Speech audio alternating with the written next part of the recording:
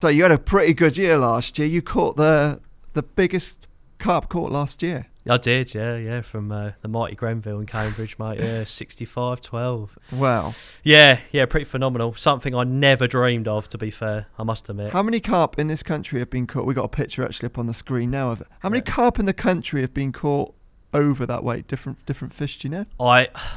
I'll be putting my neck on the line here saying if I know. I think it's like 8 or something like that.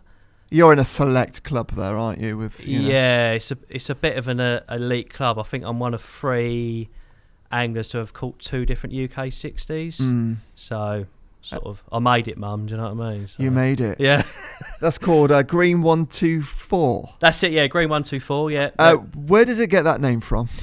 Well, Paul. We're looking at a picture of it now, by the way, on the screen. Yeah. Monstrous thing, isn't it? That's held against me, mate. That's against me, you know. That's not held out. You can see. You can't, can you? No. It's your arms are gone there, and in the water it's a lot easier to do it, you know, as we know. But no, Paul, the lake owner, who's a friend of mine, he is a carp fishery genius, in my opinion. This is not blowing smoke up his arse or anything. This is fact. You know, he has created something that, in my opinion, will never ever be created again. Why do you think that's a Grenville fishery? So you said the lake was dug in the 70s. It's like late 70s, yeah.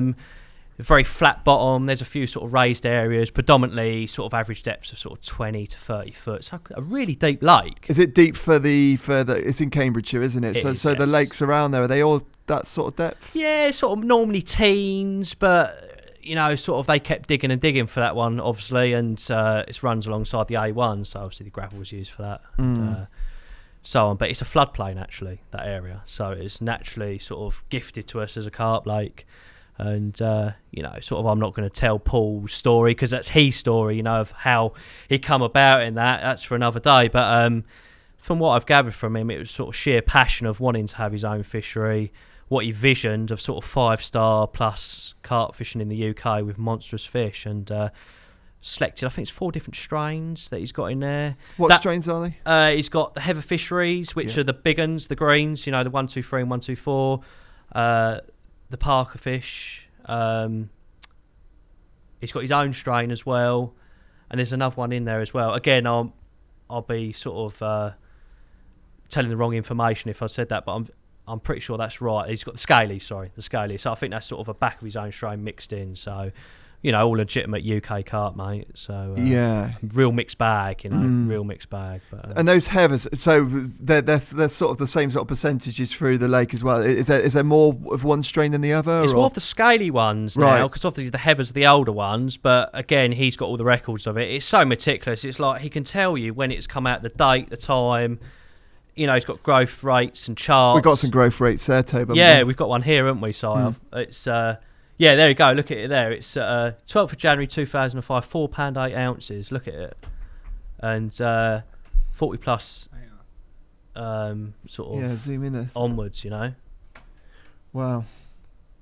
Yeah, he's got everything like that. I remember going from my interview, Si, and he goes, "Here goes a couple of folders of all these pictures, having it over a cup of coffee." I got halfway through the first one. I was like, "I don't need to see you anymore.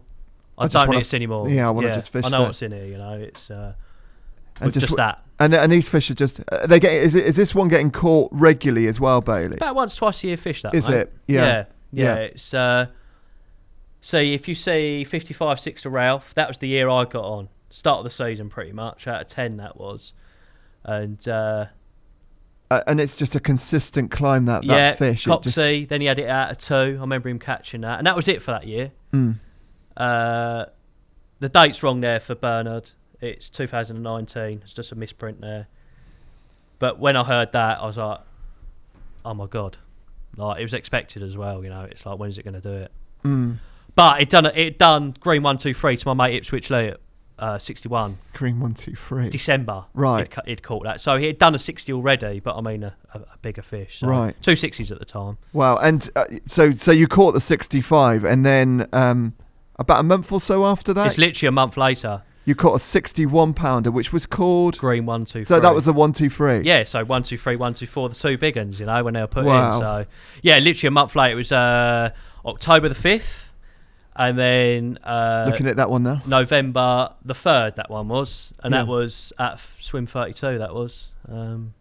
And is it right to say you're the only the third angler in this country to catch 2 different fish over 60 pounds? Yes, I am. Yeah, the other 2 guys are sort of non-publicity. I won't name their names. I No. know who they are, but it's unfair on them. And the fish they've caught, but they've you sort of 2 tones, parrot sort of carp. Yeah. They're the ones holding there. But yeah, it's quite an elite club. And I never joined there to set out to do that. I joined Grenville to fish for nice, big carp, in nice surroundings, and try and beat my PB at the time. That's all it was. It was like, I'm not going here to catch 60s. I'm going to join it. But lo and behold, it's produced them carp. So there for the love, mate,